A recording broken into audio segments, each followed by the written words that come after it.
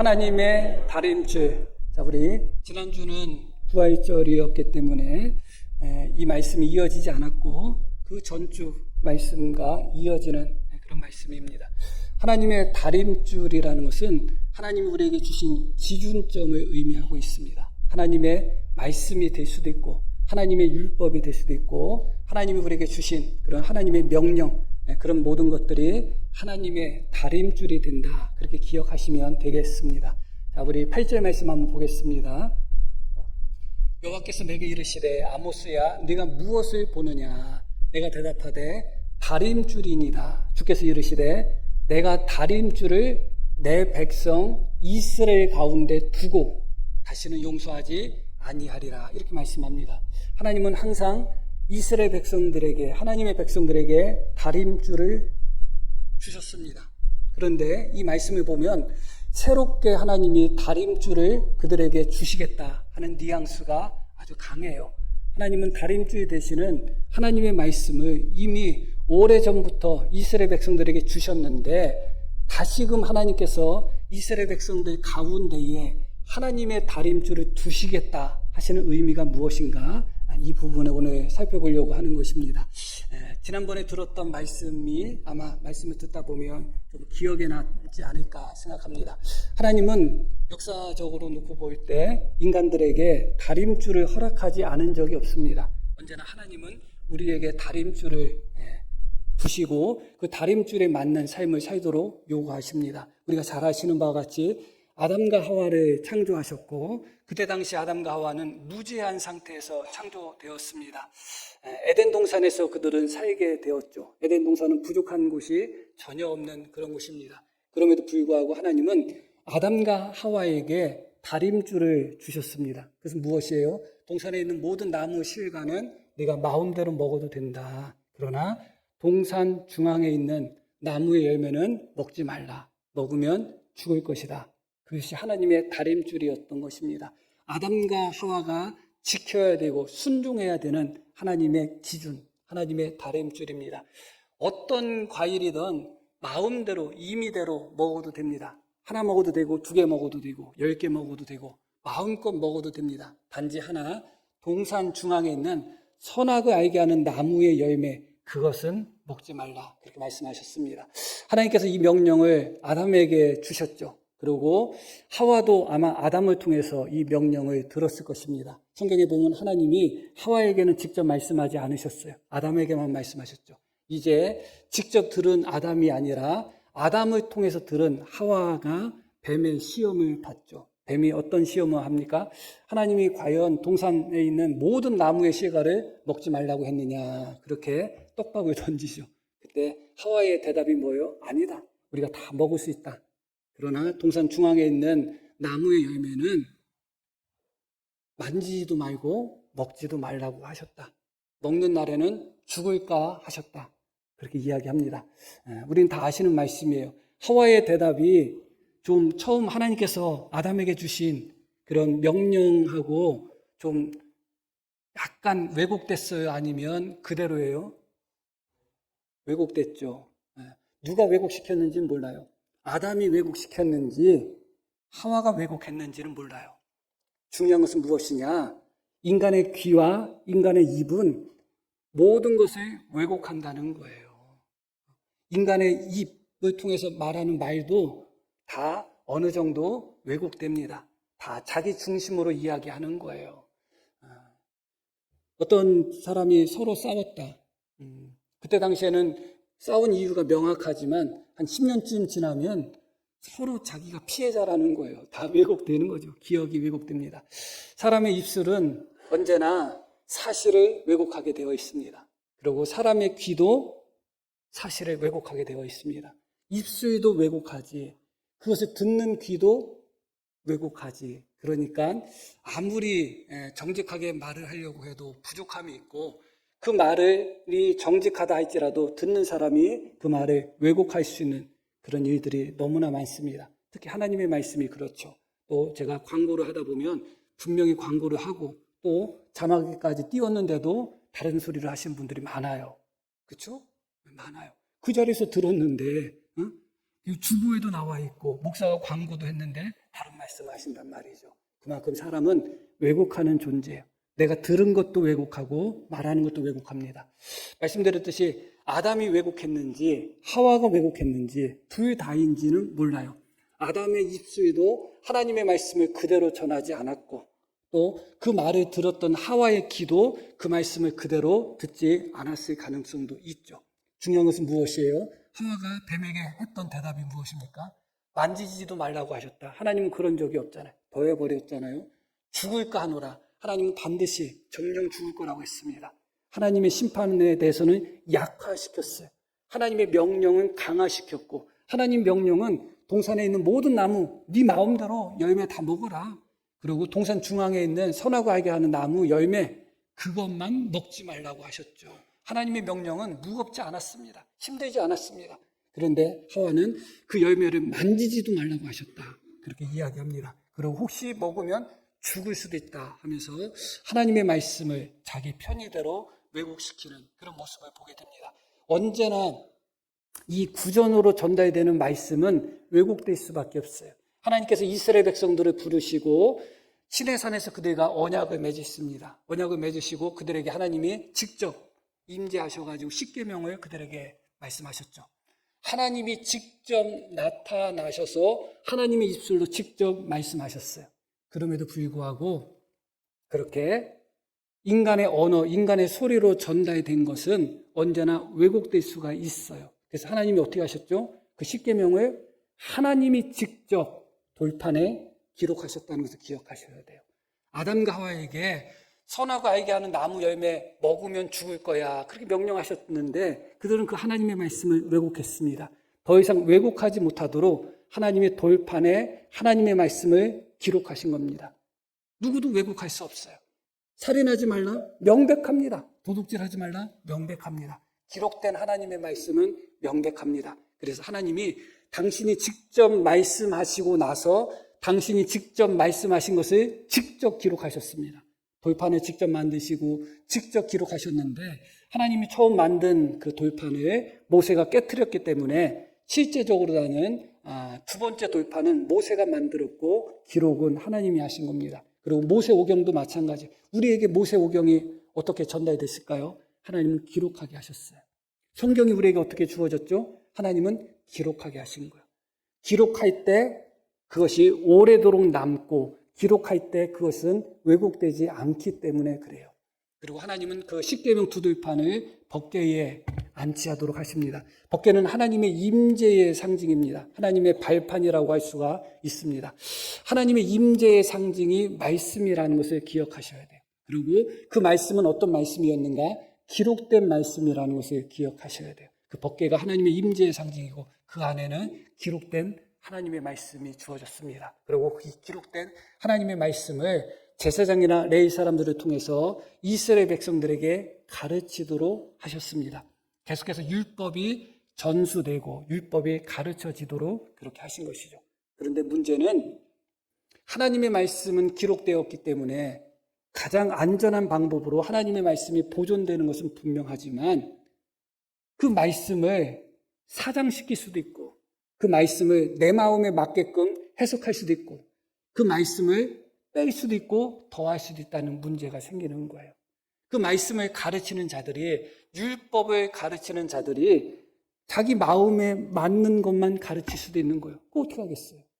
하나님의 말씀은 기록되었고 기록된 하나님의 말씀은 변함이 없다 할지라도 그 말씀을 읽는 사람들, 그 말씀을 해석하는 사람들, 그 사람들은 자기 기호에 맞게, 자기 입맛에 맞게끔 하나님의 말씀을 선택하는 거예요. 그러다 보면 지난 시간에 우리가 배웠듯이 필연적으로 하나님의 말씀이 왜곡되는 현상이 생기는 것입니다. 목사가 말씀을 전할 때 내가 전하고 싶은 것만 전하는 거예요. 성도들이 말씀을 읽을 때 불편한 말씀은 건너뛰어버리는 거예요. 그런 말씀이 아무리 기록되어 있으면 무엇하겠어요? 우리가 편집하고 편식하고 내 마음에 맞는 말씀만 가져다가 사용하기 때문에 기록된 말씀이 우리에게 주어졌음에도 불구하고 얼마든지 우리는 그 기록된 말씀으로 하나님을 왜곡되게 섬길 수 있다는 것 기억할 필요가 있습니다. 누가복음 10장 말씀을 한번 볼까요? 예수께서 이르시되 율법에 무엇이라 기록되었으며 네가 어떻게 읽느냐.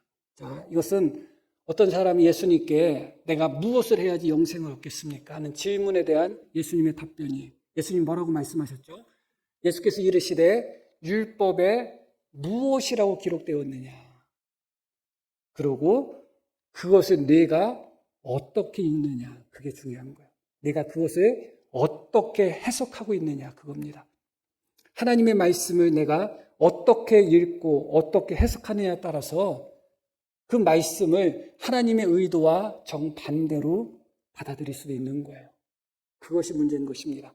이제 말씀을 하나님은 기록된 형태로 우리에게 주셨는데 기록된 하나님의 말씀을 내 마음대로 편집하고 내 마음대로 선택하고 내 마음대로 해석해서 우리 입맛에 맞게끔 기록된 말씀을 보는 겁니다. 그 말씀을 가르치는 사람들도 기록된 말씀을 그대로 가르치는 것이 아니라 성도들 입맛에 맞게끔 가공해가지고 그렇게 말씀을 가르치는 거예요. 그러다 보니까 하나님의 말씀이 기록된 말씀이지만 그럼에도 불구하고 그것을 어떻게 읽고 어떻게 해석하고 하는 과정을 통해서 하나님의 말씀이 왜곡될 수밖에 없는 거예요. 지금도 마찬가지잖아요. 66권 성경은 기록된 상태에서 우리에게 나오잖아요. 그런데 목사님들의 설교마다 다 달라요. 우리가 읽을 때도 다 다릅니다. 그리고 어떤 분은 어떤 본문 같은 것은 전혀 다루질 않습니다. 내 마음에 맞는 본문만 선택해서 다룹니다. 그러다 보니까 기록된 말씀을 내 마음대로 우리는 사용하는 어리석음에 빠지게 되는 것입니다. 예수님 당시에 장로의 유전이라는 것이 있어요. 장로의 유전은 하나님의 율법을 해석해 놓은 것이 장로의 유전이에요. 그런데 주님이 뭐라고 말씀하셨는가? 너희의 유전으로 너희 유전을 지키기 위해서 하나님의 말씀을 버렸다. 그렇게 이야기하고 있는 것입니다.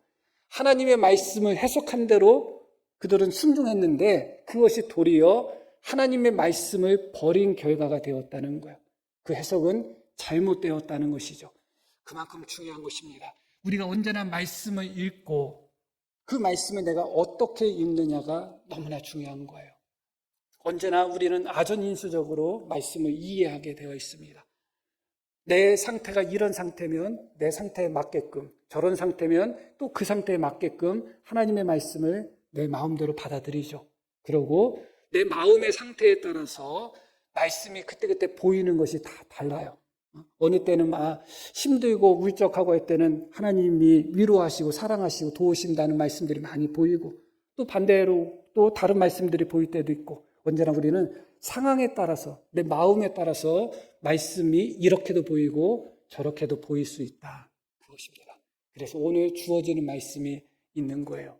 왜 하나님께서 이스라엘 백성들에게 다림줄을 놓으시겠다, 다림줄을 두시겠다고 말씀하는가? 다림줄은 이미 그전부터 주어졌습니다. 하나님의 말씀을 통해서 기록된 말씀을 통해서 이스라엘 백성들에게 다림줄이 주어졌지만 이스라엘 백성들이 그 말씀을 자기 마음대로 자기 편의대로 선택하거나 왜곡하거나 사장할 수도 있습니다.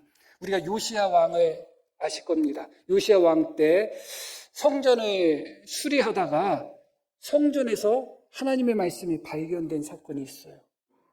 그럼 무슨 얘기예요? 하나님의 말씀이 성전 안에 감춰져 있었다는 거예요. 그렇게 하나님의 말씀은 얼마든지 감춰질 수도 있고 왜곡될 수도 있고 그 말씀이 우리에게 드러나지 않을 수도 있다는 것입니다. 그래서 하나님은 이스라엘 백성들에게 다림줄을 주시겠다. 그건 무슨 얘기냐? 선지자를 통해서 그들에게 하나님의 말씀을 선포하시겠다. 그런 의미예요. 그 전까지는 하나님께서 이스라엘 백성들에게 율법을 주시고 율법 교사들을 통해서 하나님의 말씀을 가르치도록 했어요. 그런데 하나님이 이스라엘 백성들에게 율법을 주시고 제사장이나 레위 사람을 통해서 이스라엘 백성들에게 율법을 가르치도록 했더니 그들이 타락해서 하나님의 말씀을 성전에 감춰두기나 하지 않나, 그들이 타락해서 하나님의 말씀을 왜곡하지 않나, 그런 모습들이 너무 많이 일어나는 거예요. 그래서 하나님은 이제 하나님이 직접 하나님의 선지자를 부르셔서 그들을 통해서 하나님이 말씀, 다림줄을 그들에게 주시겠다. 그렇게 말씀하고 있습니다. 오늘 우리가 아모스 말씀을 읽었죠. 이 아모스 말씀은 하나님이 아모스 선지자를 통해서 이스라엘 백성들에게 주신 다림줄이라고 생각하시면 되는 겁니다. 하나님은 이제 살아있는 다림줄, 문자에 기록되어 있는 다림줄을 넘어서서 하나님의 계시를 받아서 선포할 수 있는 그런 다림줄, 물론 이런 다림줄의 궁극적인 부분은 예수님, 말씀이 육신이 되신 우리 예수님에게서 찾아볼 수 있지만, 그러나 그 전 단계에는 하나님께서 선지자를 통해서 이스라엘 백성들에게 말씀을 주시고자 하는 그런 다림줄이 주어진 것입니다. 그래서 하나님은 에스겔 선지자를 부르실 때도 이런 말씀을 했죠. 듣든지 듣지 않든지 선포하라는 것입니다. 하나님의 말씀은 이제 하나님이 특별하게 선택한 선지자를 통해서 하나님의 말씀이 듣든지 듣지 않든지 선포되는 것입니다. 그래서 실제로 보면 구약 성경에 보면 그나마 끝까지 가장 믿음을 지켰던 분류의 사람들이 언제나 선지자라는 것을 알게 됩니다. 그런데 문제가 있죠. 어떤 문제가 있나요? 또 수많은 거짓 선지자들이 일어나는 거예요. 수많은 타락한 선지자들이 일어나는 거예요. 그러나 거기까지 어떻게 하겠어요? 그것은 우리의 선택의 문제입니다. 그래서 성경은 언제나 좁은 문이 있고 넓은 문이 있는 거예요. 구원의 문이 있고 멸망의 문이 있는 거예요. 그게 중요한 것입니다. 하나님이 선지자를 부르셔서 하나님의 말씀을 선포하게 하셨는데, 그래서 살아있는 그런 다림줄을 이스라엘 백성들에게 주셨는데 하나님이 부르시지 않은 선지자가 있는 거예요. 하나님이 선택하지 않은 자기 마음대로 선지자 노릇하는 거짓 선지자들이 있는 거예요. 그리고 하나님이 부르셨는데 발람처럼 돈이나 명예나 그런 것 때문에 타락한 선지자들이 있는 거예요. 그러다 보니까 선지자를 통해서 선포된 말씀이 다 생명의 말씀이 될 수는 없는 겁니다. 말씀드렸듯이 그렇기 때문에 언제나 우리 앞에는 생명의 문이 있고 멸망의 문이 있다는 것을 기억하셔야 돼요. 좁은 문이 있고 넓은 문이 있습니다. 말씀을 선포하는 목회자가 좁은 문을 선택하고 선포하는 목회자가 있고 넓은 문을 선포하는 목회자가 있습니다. 그러나 사람들은 좁은 문을 선택하지 않습니다. 대부분의 사람들은 넓은 문, 넓은 길을 선택하죠. 그러나 성경의 증언은 분명합니다. 좁은 문은 구원의 문이고 생명의 문이고 넓은 문은 멸망의 문이라는 것을 성경은 분명하게 이야기하고 있습니다. 아모스 당시에도 수많은 거짓 선지자들이 있었습니다. 그 거짓 선지자들은 우리는 하나님의 백성이니 결코 망하지 않을 것이다. 하나님이 우리를 지켜주시니 우리는 승리할 것이다. 그것이 거짓 선지자들의 메시지였어요. 하나님은 평강의 하나님이기 때문에 우리 땅에 전쟁이 없을 거라는 겁니다. 그러나 아모스 선지자 같은 참 선지자는 전쟁을 선포했습니다. 하나님의 징계를 선포했습니다. 백성들은 어떤 말씀을 듣겠어요? 하나님은 우리 편이야. 우리는 하나님의 백성이야. 하나님은 우리를 지켜주실 거야. 그런 말씀을 듣겠어요? 아니면 너희가 회개하지 않으면 멸망할 것이고 하나님이 너희를 심판하실 것이고 하나님이 너희를 징계하실 것이다. 그런 말씀을 듣겠어요? 당연하죠. 대부분 사람들은 자신의 귀에 듣기 좋은 것을 선택합니다. 그것은 우리 성도님들의 선택권이고 자유예요. 그러나 분명한 것은 구원의 문과 멸망의 문이 있다는 것만 기억하시면 돼요. 우리 성도님들이 어떤 말씀을 선택하고 순종하느냐에 따라서 그것이 우선 내 귀에 듣기 좋고 내 마음에 좋다 할지라도 멸망의 문일 수도 있고 혹은 구원의 문일 수도 있는 겁니다. 그래서 사람은 온 천하를 얻고도 자기 생명을 잃으면 아무것도 아니라고 말씀하고 있는 것입니다. 우리 성도님들 각자의 생명, 각자의 영혼 누가 지켜주겠어요? 목사가 지켜줄까요? 목사가 지켜주지 않아요. 우리 성도님들의 영혼은 하나님께서 성도님들에게 맡겨주신 하나님의 영혼이에요. 스스로가 지켜야 되는 겁니다. 구원의 문이라고 생각하면 그곳으로 나아가는 것이고 멸망의 문이라고 생각하면 거부하는 것입니다. 단지 넓고 크고 좋다고 해서 넓은 문을 선택한다면 반드시 우리 영혼이 멸망되는 그런 결과가 찾아올 수밖에 없습니다. 이때 당시에 하나님은 아모스 선지자 말고도 요나 선지자도 이때 당시에 활동했던 선지자예요. 그리고 호세아 선지자도 이때 활동했던 선지자입니다. 거의 시대가 겹치는 선지자들이에요. 하나님은 아모스를 통해서 이스라엘 백성들에게 다림줄을 주신 것입니다. 공의를 외치고 회개를 외치며 하나님께 돌아오라고 하나님의 다림줄을 아모스 선지자를 통해서 그들에게 주셨습니다. 호세아 선지자를 통해서도 주셨고 요나 선지자 통해서도 주셨습니다. 그런데 오늘 말씀 중에 이 요나에 대한 부분을 조금 더 살펴보려고 합니다. 말씀드렸듯이 요나와 아모스는 같은 시대를 공유하는 선지자들이에요. 그런데 요나는 한 40년 넘도록 선지자 노릇을 했는데 이스라엘 백성을 위해서 예언한 것은 딱 하나밖에 없어요. 그리고 나머지 부분은 니느웨에 관한 부분인데, 우리가 알고 있는 요나 말씀이 니느웨에 관한 말씀이잖아요. 지난번에 말씀드렸던 것 같은데, 니느웨에서 요나가 말씀을 선포할 때 선지자로 부름받았을 때가 언젠가 최소한 35년 이상 지났을 때예요. 하나님께 선지자로 부름받은 지 35년 이상 지났던 선지자의 모습이 너무 실망스럽고 너무 부족하잖아요.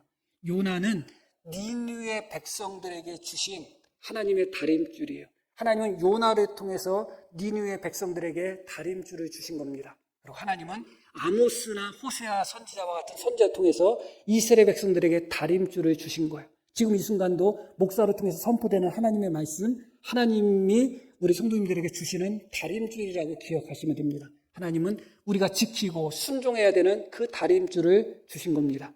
그런데 너무나 놀랍죠. 무엇이 놀라운가? 요나의 모습과 아모스의 모습을 비교하면 너무나 놀랍습니다. 우리가 잘 아시는 바와 같이 요나는 니느웨에 가기 싫어서 도망갔던 사람이에요. 싹 도망갔죠. 왜 가기 싫었는가? 니느웨 백성이 구원받는 게 싫었기 때문에 도망갔어요. 그리고 하나님이 그 요나를 붙잡고 다시 니느웨에 가서 말씀을 선포하게 하셨더니 니느웨 백성이 어떻게 해요? 다 회개하고 그들의 회개를 보시고 하나님이 그들을 용서하십니다. 그 모습을 보면서 요나는 하나님 앞에 성내고 화내고 분노하면서 왜 그 사람들을 용서해 줬는가 하면서 하나님께 따져요. 그 이야기는 무슨 얘기예요? 요나가 니느웨 성에 말씀을 전할 때 니느웨 백성들이 회개하고 돌이켰으면 하는 그런 간절한 마음으로 전했다는 거예요? 아니면 니느웨 백성들이 망했으면 하는 마음으로 전했다는 거예요? 니느웨 백성들이 망했으면 하는 마음으로 전했다는 거예요. 메신저 자체가 문제가 있는 거예요. 그 메신저는 자신의 말씀을 통해서 듣는 자들이 듣고 회개하기를 바라는 마음으로 하나님의 말씀을 선포해야 되는데 요나는 요 니느웨 백성 요놈들 이 말씀 듣고서 회개하지 말고 멸망해야 되는데 그런 마음으로 전했다는 거예요. 그리고 요나의 메시지에는 회개하라는 말씀이 없어요. 그냥 한 말씀만 선포됩니다. 40일 있으면 니느웨 성이 무너질 것이다. 그 한마디예요. 자, 생각해 보시기를 바랍니다. 요나는 니느웨가 멸망했으면 하는 마음으로 말씀을 전했어요. 그리고 그 말씀도 회개하라는 말씀이 전혀 없이 그냥 40일 있으면 니느웨가 멸망할 거라고 했습니다. 그리고 그들에게 주어진 시간은 40일밖에 없어요. 그런데 어떻게 됐죠? 그 니느웨 사람들이 다 회개를 한 것입니다. 메시지도 문제고 메신저도 문제잖아요.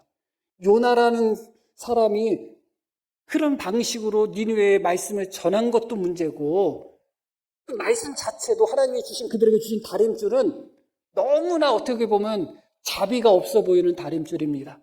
40일 있으면 망할 거라는 것. 그런데도 니느웨 백성들은 회개했다는 거예요.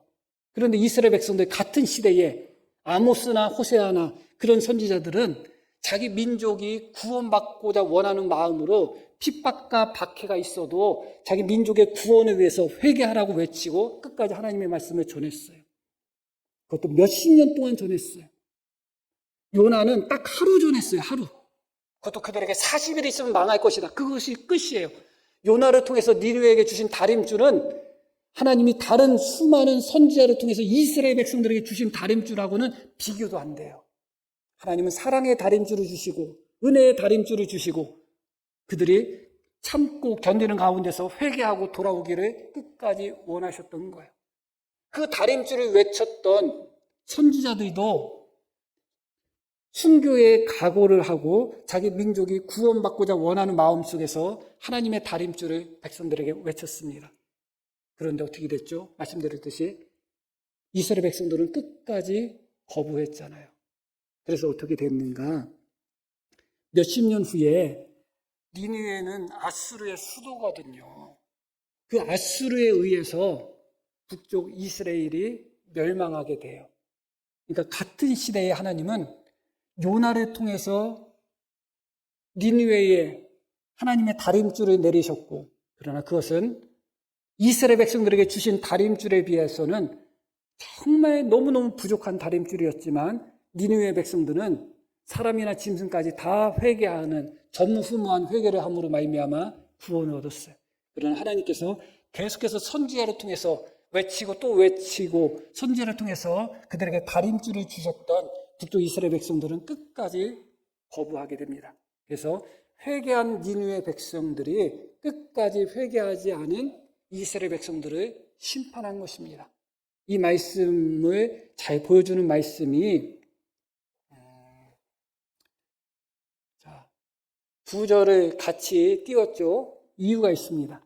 자, 마태복음 12장 41절과 누가복음 11장 32절 보면 심판 때에 니느웨 사람들이 일어나 이 세대 사람을 정죄하리니 이는 그들이 요나의 전도를 듣고 회개하였음이거니와 요나보다 더 큰 이가 여기 있으며, 우리 번역 성경에는 맨 끝에 있는 여기 있으며와 여기 있느니라고 그 끝에 토시 하나 차이가 있죠. 그러나 원문은 동일해요. 복음서에 서로 토시 하나 틀리지 않은 그런 말씀들이 한 3개 정도밖에 안 나와요. 몇 개 안 나와요. 천지는 없어질 거지만 내 말은 없어지지 않을 것이다. 그 말씀도 토시 하나 틀리지 않아요. 그런데 너무나 놀랍죠? 마태복음에 기록된 이 말씀과 누가복음에 기록된 이 말씀이 토시 하나 틀리지 않다는 거예요. 그래서 무엇을 의미하는가? 여러 가지 의미점이 여기에 있습니다. 그만큼 이 말씀은 이미 초대교회에서부터 예수님의 말씀으로 암송되었던 말씀이다. 그렇게 받아들이시면 돼요. 그만큼 중요한 말씀이라는 거예요. 왜 이 말씀이 그렇게 중요하게 느껴졌을까요? 별거 아닌 것 같은데 왜 심판 때에 니느웨 백성들이 일어나서 이 세대를, 이 시대를 정죄할 것이라는 이 말씀이 왜 주어졌을까요? 왜냐하면 니느웨 백성들이 어떤 사람이었느냐가 중요하지 않습니다. 요나와 같은 니느웨가 멸망했으면 하는 마음으로, 못된 마음으로 그렇게 말씀을 전하고, 그것도 40일 있으면 멸망할 것이다 떨렁 그거 하나 전했는데도 니느웨 백성들은 다 회개한 거예요. 그런데 이스라엘 백성들은 계속해서 하나님이 선지자를 보내시고 또 보내셨는데도 어떻게 하셨어요? 거부하고 거절을 했죠. 그래서 하나님의 마지막 방법이 무엇이냐? 말씀이 육신이 되어 우리 가운데 거했다는 말씀처럼 말씀이신 예수님이 직접 내려오신 거예요. 그런데 어떻게 됐어요? 말씀이신 예수님이 직접 말씀하셨어도 거부하고 거절하고 주님을 배척했단 말이죠.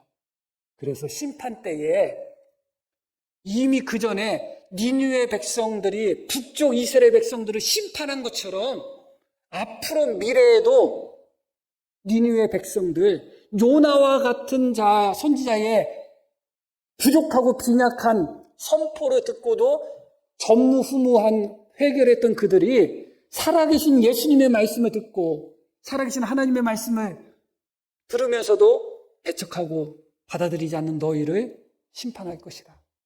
니느웨 사람들의 심판은 지금도 여전히 유효하다는 것을 기억하셔야 돼요. 말씀드렸듯이 하나님이 목사를 통해서 선포하는 말씀은 하나의 다림줄이 되는 것입니다. 결국은 그 다림줄이 참된 다림줄인지 거짓된 다림줄인지 그것은 나중에 드러나게 될 것입니다. 중요한 것은 하나님이 우리에게 그렇게 다림줄을 두시는데 요나와 같은 선지자의 다림줄에도 니느웨 백성들은 회개했는데 이스라엘 백성들은 아모스나 호세아나 예수님 같은 분의 다림줄에도 반응하지 않았다는 거예요. 무엇을 이야기하고 있는 거예요? 우리는 언제나 메신저를 탓할 때가 있습니다. 그러나 메신저가 문제일 때도 있지만 우리의 귀가 문제일 때가 훨씬 더 많아요. 하나님의 말씀을 내 입맛에 맞는 말씀만 들으려고 하고 있고 내 입맛에 맞지 않으면 심지어 예수님의 말씀인데도조차도 그것을 거부하는 그런 모습이 우리 속에 있는 것이죠.